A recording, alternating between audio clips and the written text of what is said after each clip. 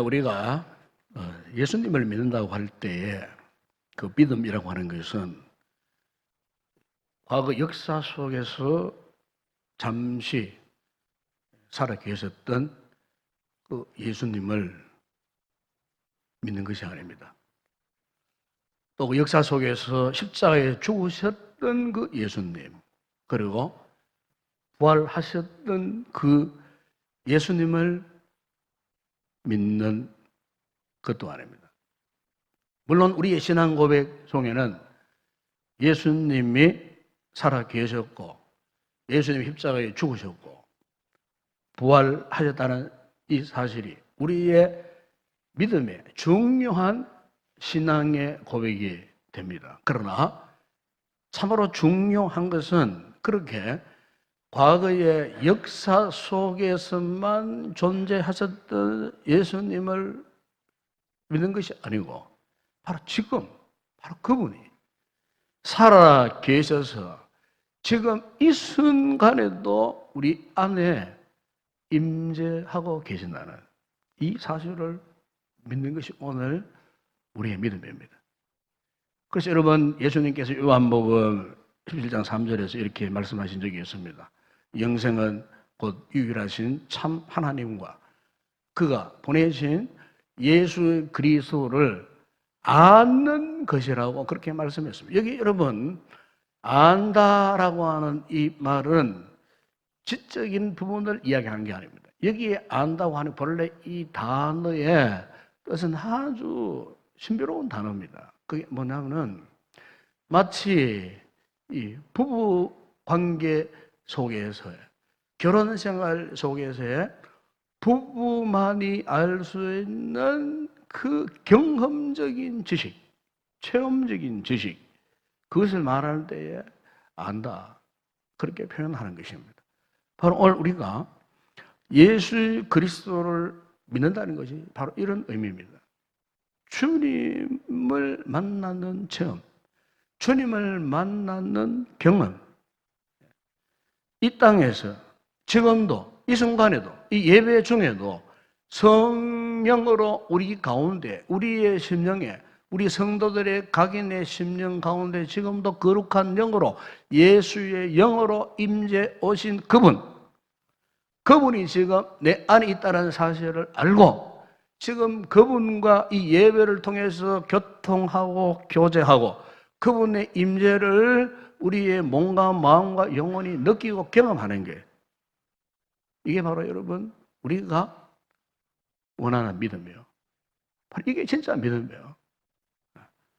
그렇기 때문에 우리가 이 같은 믿음을 갖지 못했다는 말은 한마디로 지금 우리가 심각한 불신앙에 빠져 있다는 사실이라는 것을 우리가 꼭 기억해야 돼요. 그래서 우리가 이 신약 성경을 보게 되면은 바로 이런 믿음을 가지고 살아가는 사람을 일컬어서 뭐라고 불렀냐면요. 그리스도인이라 그렇게 불렀습니다. 즉 그리스도 안에 있는 사람이라 그런 뜻입니다. 여기에 이 그리스도인이라고 하는 이 말이 최초로 어디에서 불러졌냐면요. 사도행전 11장 20절을 보시면은 사도 바울과 바나바가 안디옥 지역에서 복음을 전해서요. 그래서 거기에서 처음 예수 믿는 사람들을 불러다가 이렇게 제자 훈련 시키고 세워지고 그들이 정말 아름다운 크리스찬으로 예수 믿는 사람으로 그렇게 세워졌어요. 그런데 불신자들이 이방인들이 교회에 나오지 않는 그 사람들이 이렇게 너무나 건강하게 귀하게 세움받고 진짜 예수 믿는 사람 안디옥 교회 그 성도들을 일컬어서 그 사람들이 야, 저 사람들은 정말로 그리스도인이다. 정말 그리스도인이다. 다시 말해 저 사람들은 진짜 예수 믿는 사람들이구나. 불신자들이 이방인들이 그렇게 불러준 용어가 바로 이 그리스도인이라고 하는 명칭이었다는 겁니다, 여러분. 그러니까 안디옥 교회 성도들이 얼마나 참 믿음 생활을 잘했으면은 저 이방 사람들이, 불신자들이 정말 저 사람들은 그리스도인이구나. 여러분, 오늘 우리는 어떻습니까? 우리가 저 세상 가운데 가서 주변 사람들이, 이웃들이, 직장 동료들이, 야, 저 사람 정말로 예수 잘 믿는 사람이구나. 저 사람 정말로 그리스도인이구나.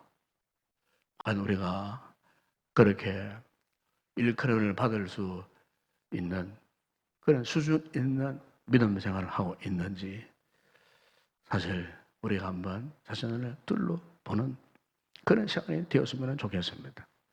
여러분, 이렇게 그리스도가, 예수님이 우리 안에 거하실 때는요, 반드시 변화가 일어납니다. 변화가 나타납니다. 그건 아주 자연스러운 겁니다. 예수님이 우리 가운데 계시는데 마땅히 변화가 일어나지 않을 수 없죠. 그럼 그 변화 가운데 어떤 것이 있는가? 왠지 모르게 자연스럽게 우리는 그분을 높여드리고 싶어요. 그분을 사랑하고 싶어요. 그분을 인정하고, 그야말로 그분의 다스림, 이 주재권, 로드십이라고 그러잖아요. 그분의 그 주재권 속에 우리가 들어가고 싶어요. 왜? 진실로 예수님이 내 인생의, 내 삶의 주인이 되었다는 사실이 너무너무 기쁘고 즐겁고 너무 영광스럽기 때문에. 그래서 그분 앞에 들어가서 그분을 믿고 그분께 순종하고 싶어요. 왜? 그분이 우리의 인생의 진정한 영적인 권위자요, 통치자요, 나의 삶의 주인이요, 나의 삶의 왕이시기 때문에 이 사실을 자연스럽게 확신하게 되는 거예요. 우리가 진정 그리스도인이 되면은 이 사실을 부인할 수 없어요. 우리가 한 주간을 살아올 때에 얼마나 힘들고 괴롭고 고통스러운 일들이 많습니까? 이 세상 하루하루 살아가는 게 우리가 얼마나 지치고 힘들 일들이 많습니까? 내 힘으로 감당할 수 없는 힘들고 어려운 문제를 지쳐서 쓰러져서 어쩔고 하는 우리의 마음의 심연의 고통, 그 누구한테 하소연할 길도 없는데, 그런데요, 우리가 그리스도 안에 있을 때에 자연스럽게 그분에게 내 사정, 속사정 이야기하고 눈물로 간구하고 그분과 대화하고, 그야말로 그분이 내 인생, 내 삶, 내 인생을 통치하고 다스려 가신다는 이 그리스도의 이 주제 되심, 예수님이 내 인생의 삶에 이 주인 되신다는 사실, 이것을 믿고 확신할 때 여러분, 우리는 자연스럽게 그분 앞에 엎드리고 순종할 수밖에 없는, 여러분, 이것이 오늘 우리가 추구해야 하는 진정한 믿음의 모습인 줄로 믿습니다. 이런 믿음을 가지게 되면 어떻게 해요? 우리가 하나님 앞에 자꾸 예배를 드리고 싶어요. 이 예배라고 하는 것은요, 우리가 이 같은 믿음과 순종의 높은 차원, 이게 예배입니다, 예배. 그 예배는 아무나 드릴 수가 없는 거예요. 믿음과 이 순종의 의미가 무엇인지 이것을 진정으로 아는 자만이 예배를 드릴 수 있는 거예요. 이 예배 가운데 중요한 영역이 있는데 그게 뭐냐면은 하나님의 임재를 우리가 바라보는 겁니다. 주님의 임재를 바라보는 겁니다. 과거 우리가 어떤 존재였습니까? 하나님 없이도 살았던 존재 아닙니까? 그런데 하나님 없이 살았던 그 삶이 얼마나 고통스러웠습니까? 그런데 하나님의 은혜로 이제 우리가 하나님을 알게 되었어요. 주님을 알게 되었어요.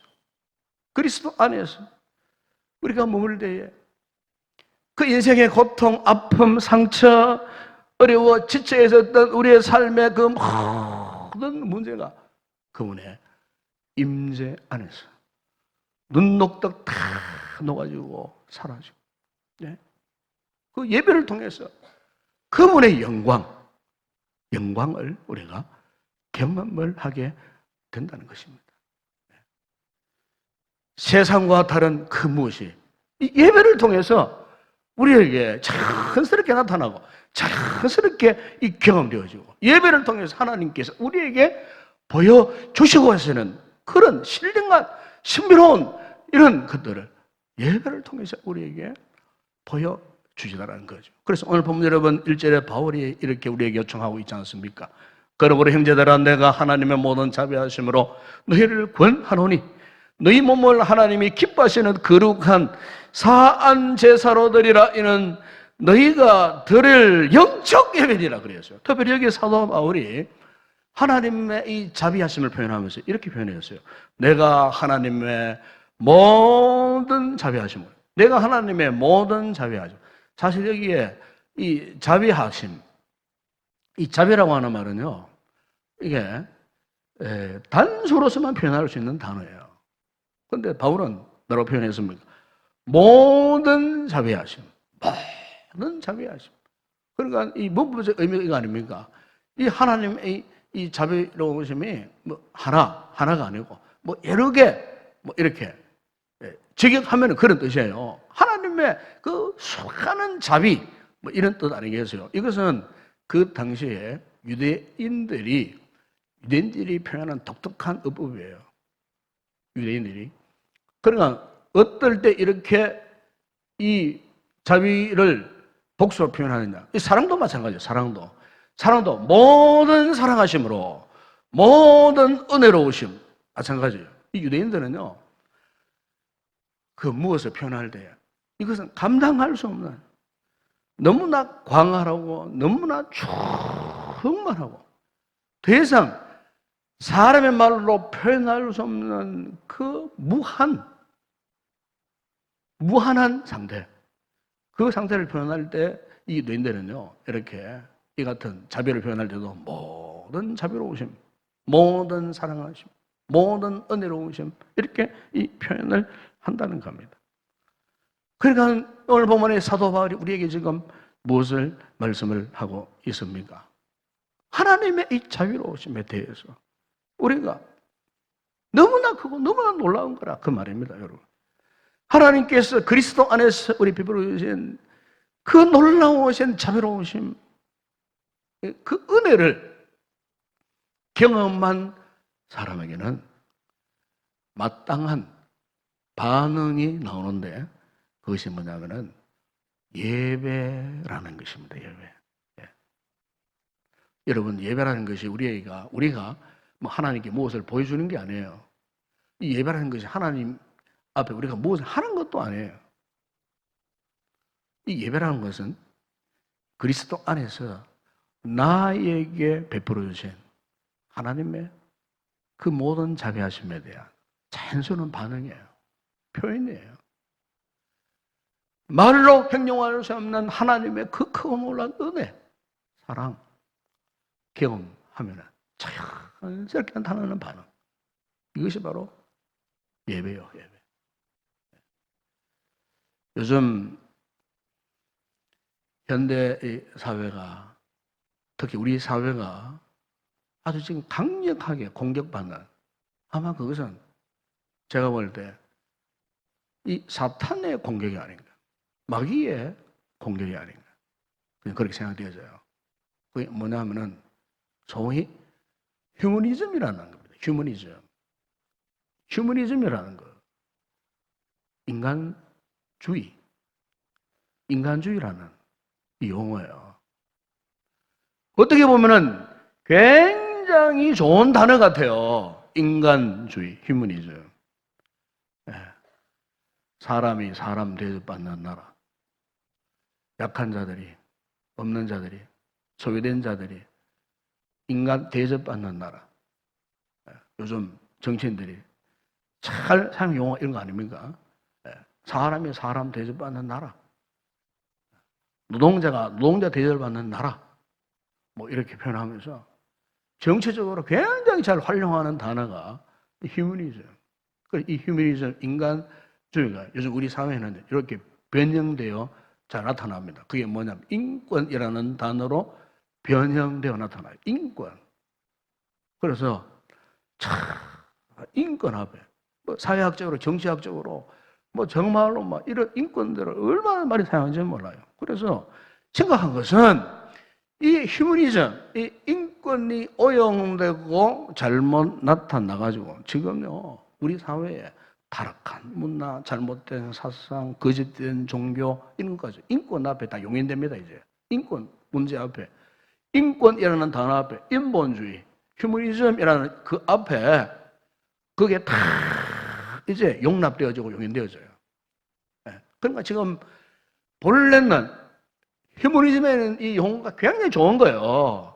좋은 건데 우리 사회에 지금 이것이 잘못 지금 적용되어지고 있는 거예요. 어느 한 부분에서 지금 잘못 적용돼요. 여러분 지금도 일본이나 미국 같은 데는요 중범죄자들이 죄를 짓잖아요. 죄를 지면요 신상을 다 공개해버립니다. 신상 모자 안 씌웁니다.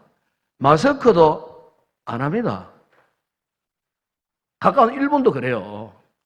사회적으로 물을 이렇게 범죄자에서는요 얼굴 맨다스로 그냥 머리 풀 앞을 가로놓고 그걸 못해요. 그냥 그대로 완전 공개예요. 신상 완전 공개예요. 왜? 그런 중범죄자들 보세요. 일반 시민들이 이 사람이 어디에 살고 있는지 어느 동네에 살고 있는지 옆집에 살고 있는지 알고 있어야 되잖아요. 알고 있어야 경계할 수 있지. 피할 수 있지. 재범을 피할 수 있는 거예요. 그런데 우리는 지금 인권이라는 이 괴물 앞에 모자도 씌워주고 마스크도 해주고 지금 그 중범죄자가 어디에 살고 있는지 그것도 안 가르쳐줘요. 아마 여러분 동네에 옆에 동네에 지금 그런 사람 살 수 있을 수도 있어요. 그런데 그걸 공개를 안 하니까 이 죄인들이 또 제2, 제3 범죄를 저지르는 거예요. 그렇지만 유영철 같은 이 살인범들은 21명의 사람을 죽였잖아요.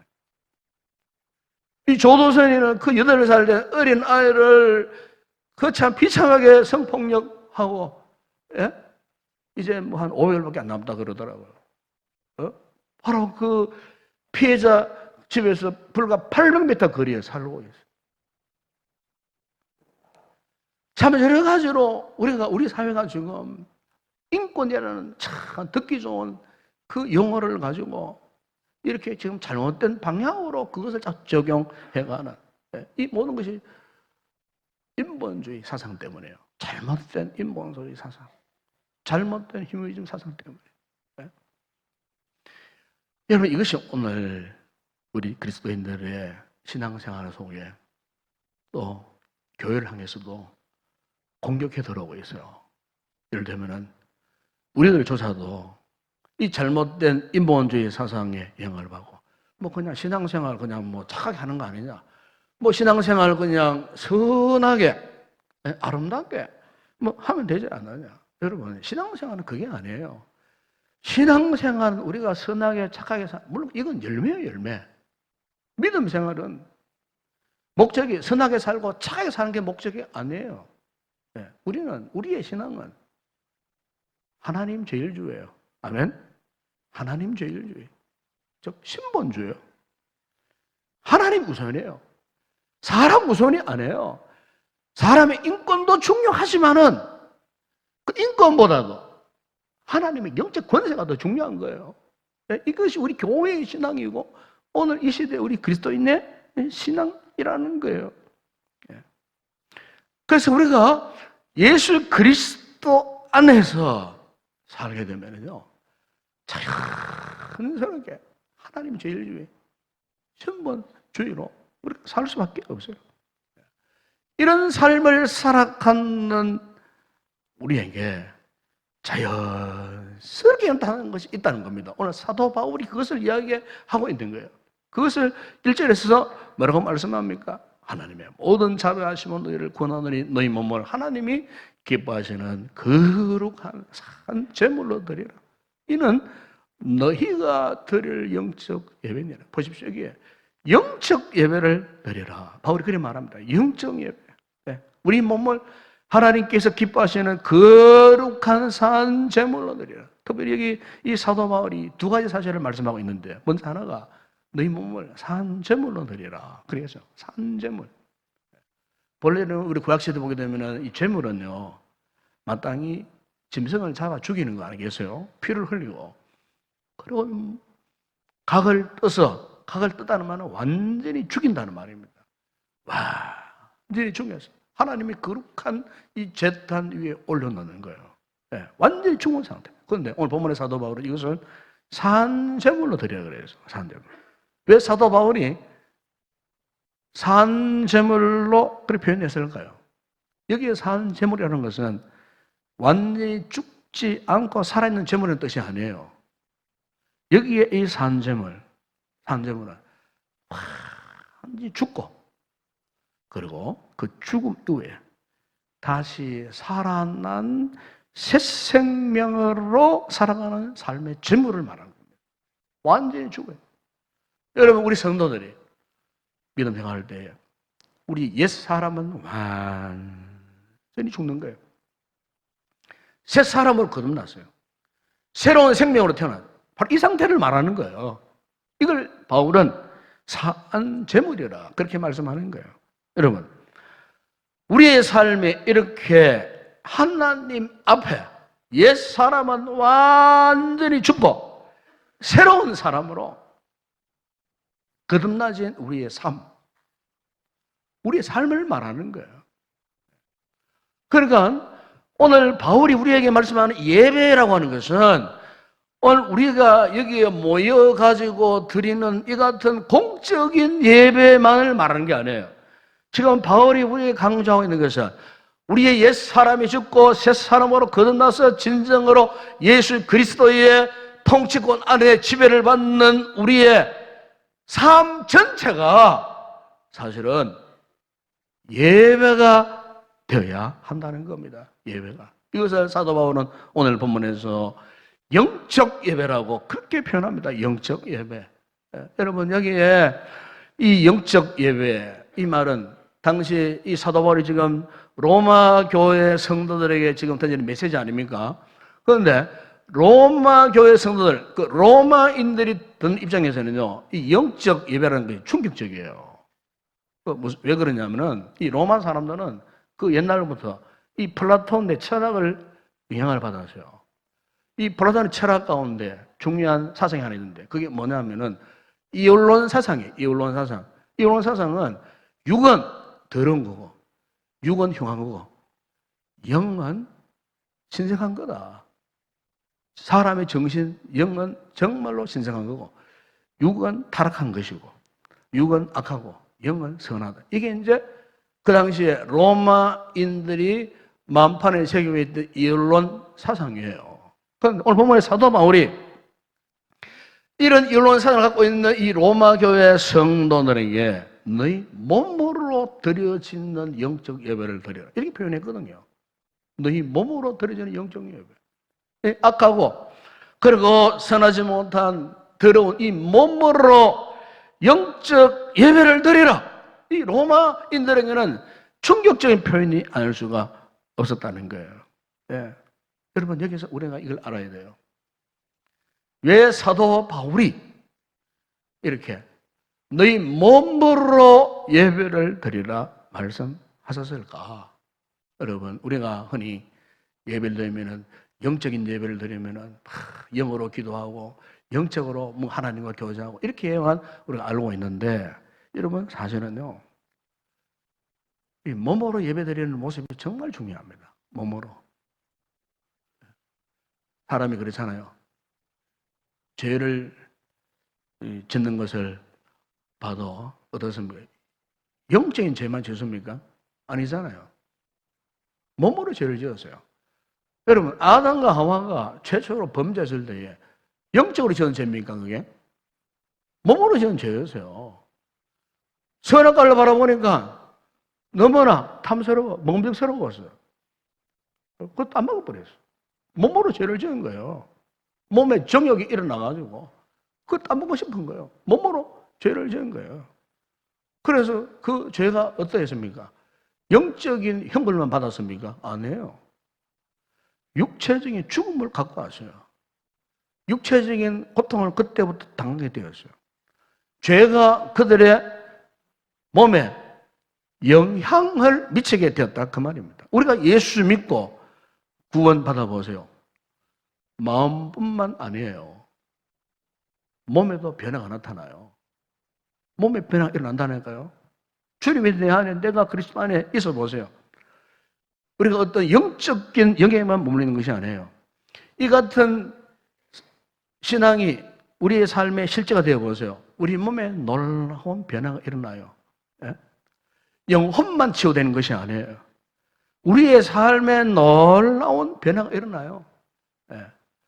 내 몸, 나의 삶에 이 놀라운 치유, 회복, 변화를 통해 갖고 비로소 우리가요.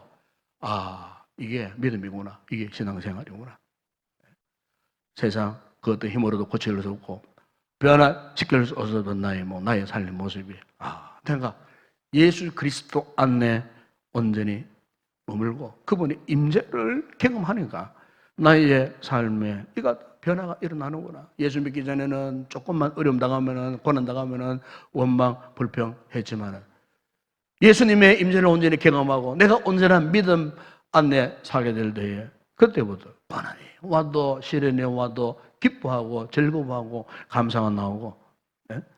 여러분 나의 영적인 영역에만 변화가 일어나는 것이 아니고 이렇게 나의 삶의 전반적인 모든 부분에 놀라운 변화가 일어난다는 겁니다. 여러분.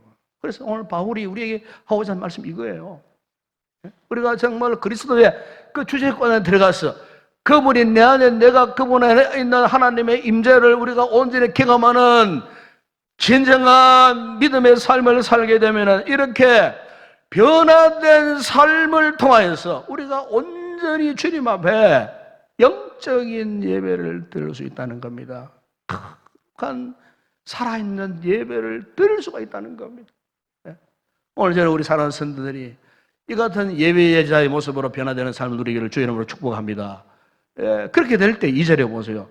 이 세대를 품었지 말고 오직 마음을 새롭게 함으로 변화를 받아 하나님의 선하시고 기뻐하시고 온전한 뜻이 무엇인지를 분별하도록 보십시오. 이 거룩한 영적 예배가 살아있게 될 때에 더 이상 이제는 우리가 세상을 따라가지 않고 세상을 본받지 않고 오히려 하나님의 그 선하시고 기뻐하신 그 뜻만을 위하여 살고 싶고 아무리 힘들고 어렵고 절망한 적인 문제 앞에서도 주님의 뜻이 있겠지. 영적인 분별력을 가지고 주님이 원하시는 모습으로 살고 싶은 거룩한 욕망. 바울은 이것이 거룩한 영적 예배라고 그렇게 말씀하고 있는 겁니다. 오늘 우리의 삶에 있어서 이 예배가 회복되어야 할 줄로 믿습니다. 이거 어떤 진정한 예배의 모습. 이 공적 예배는요, 바울이 말하는 영적 예배를 위한 훈련장이에요. 이 공적 예배, 주일 성수 잘해야 여러분들이 오늘 예배를 마치고 이제 세상으로 가잖아요. 한 주 동안 여러분의 삶의 현장에서 이 거룩한 영적 예배의 삶을 살 수 있는 거예요. 공적 예배에 실패해 보세요. 그러면요, 여러분의 삶에 거룩한 영적 예배가 이루어질 수가 없어요. 그래서 이 공적 예배가 정말 중요한 거예요. 이 주일 예배가 정말 중요한 거예요. 이 예배를 통해서 영적 예배 훈련을 받는 도장이기 때문에. 여러분 아시겠지만 우리나라의 유명한 과학자, 물리학자요. 원자력 분야의 세계적인 석학, 카이스트 한국과학기술원 설립자이고 최초로 한국 표준형 원자력 발전소를 만들었고 그리고 과학기술처 장관을 2번이나 역임했고 명지대학 총장을 지내보내고 그리고 독실한 신앙을 가진 장로님 한번 잘 아시겠죠? 정근모 장로님이라는 분이 계세요. 정근모 장로님. 우리 기독교 모임 막 간증도 많이 하시고 뭐 그랬던 분입니다. 그분이 쓰신 책 가운데 나는 위대한 과학자보다 신실한 크리스찬이고 싶다. 그런 책이 있어요. 그 책에 보게 되면 그분의 참 간증들이 주옥같이 이렇게 얽혀 있는데 그 보면 너무너무 감동의 이야기가 많아요. 그 이야기 가운데 보면은 이분이 수제였습니다. 경기 중학교, 경기 고등학교를 수석으로 입학한 후에 고등학교를요 4개월만 다니다가 월반돼가지고 서울대학교로 바로 입학한 분이에요. 서울대학교에서도 공부를 너무 잘했어요. 그리고 24살 때 미국 플로리다 대학에 교수가 되었어요. 그래서 그 교수 세계에서 꼬마 교수라고 별칭이 붙을 정도로 정말로 수재였어요. 그러니까 인간적으로 볼 때는 그는 너무나 탁월한 지성인. 그러니까 뭐 하나님을 알 필요 없어요. 믿을 필요도 없었어요. 그런데 그가 이제 30대 후반에 그의 가정에 이제 13살짜리 아들이 있었어요. 이 아들이 갑자기 신부전증에 걸린 거예요. 그러니까 의사가 하는 말이 콩팥 이식 수술 외에는 다른 방법이 없다는 거예요. 그러니까 이제 사랑하는 아버지가 그 아들을 사랑하는 마음에서 자신의 콩팥을 하나 내어주는 거예요. 수술을 했어요. 그런데 부작용이 일어났어요. 아들 얼굴이 막 황달로 막 그냥 노랗게 떠가는 거예요. 나중에는 막 그 얼굴이 막 새카맣게 그냥 막 타들어가는. 의사는 현대의학으로는 도저히 손쓸 수 없다고 포기한 그런 상태. 자신은 뛰어난 과학자예요, 물리학자예요. 그런데 그 아들의 죽음 앞에서 속수무책, 무능한 자신, 무능한 아버지임을 알고는 지푸라기라도 자고 싶은 심정으로 그동안 믿지 않았다. 하나님을 찾게 되었다는 것입니다. 하나님. 부부가 아들을 살려고 하는 마음으로. 가끔씩 한 번씩 나가는 교회에서 어느 연락이 왔어요. 다름 아닌 교회에 집회가 있으니까 꼭 참석하라고 통보가 왔어요. 그래서 아내와 이 정건모 장로님이 그래 교회라도 가자. 교회 가서 예수 믿는 사람들이 믿는 하나님 앞에 기도를 한번 해보자. 그래가지고 집회에 참석을 했는데요. 집회하는 기간 내내 그냥 목 놓아 하나님 앞에 대성 통과하고 그런 거예요. 아들의 생명을 연장시켜달라고. 근데 놀라운 것은 집회가 끝날 기간 전에 아들의 병세가 회복이 되더라고요. 회복이. 새까맣게 타달한 얼굴빛이 달라지면서 살아있는 얼굴 모습으로 회복이 돼요. 죽음의 올자기에서 그 아들이 건진받은 거. 바로 2일 후에 이 정동모 이 장로님의 삶이 완전히 바뀌었답니다. 그때부터 지금까지 평생도록 뭐 주일 예배는 물론이고 수요 예배, 금요 예배, 뭐 새벽 예배 할 거 없이 막 기도하는 일에는 적극적으로 참여를 하고 국가 주최한 기도회 위원장으로 뭐 수차례 역임도 하시고요. 뭐 어쨌든 신앙을 위한 일에 하나님께 영광을 돌리는 일에 지금도 앞장서서 헌신하시는. 예. 완전히 그의 삶 자체가 이 거룩한 예배. 오늘 바울이 말했던 것처럼 영적 예배로 완전히 바뀌어져 버렸다는 거예요. 사는 여러분, 오늘 우리 역시 마찬가지입니다. 오늘 우리의 믿음이 진정으로 그분 안에 머물고 그분 안에서 그분의 임재를 경험하고 그래서 믿음으로 그것을 받아들이고 순종하는 삶을 살아가는 성도들은요, 우리의 범사에서 모든 삶에서 자연스럽게 영적인 예배가 이루어지는 것입니다. 오늘 사도 바울이 우리에게 이것을 지금 강력하게 지금 도전하고 있는 겁니다, 여러분. 공정예배 일주일에 한 번, 일에만 참석할 것이 아니고 우리의 모든 삶 자체가 가정이면 가정, 직장이면 직장, 사업장이면 사업장, 누구를 만든 누구와 관계하든 그 모든 순간순간 모든 순간이 곧 우리는 뭡니까? 예배라는 거죠. 예배의 삶으로 사람을 만나고 예배의 삶으로 사업을 경영하고 예배의 삶으로 직장생활하고 예배의 삶으로 기도하고 예배의 삶으로 공부하고 예배의 삶으로 앞날을 준비하고 계획하고 이 같은 영적 예배의 삶으로 나아가란 말이에요. 이것이 진정 믿음을 가진 그리스도인의 모습이라고 그렇게 우리 지금 도전해 주고 있는 것입니다. 하지만 저는 오늘 우리 모든 성도들 이 같은 여러분의 모든 삶에서 이 같은 영적인 예배가 경험되어지는 그런 복된 삶을 누리시기를 주의 이름으로 축원합니다.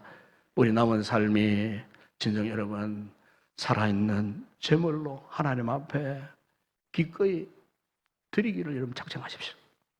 그래서 거룩한 영적 예배자로서 그리스도 안에 거하는 이런 놀라운 영적 예배자로서의 축복의 삶을 마음껏 누리는 복된 성도 되시기를 주의 이름으로 축원합니다.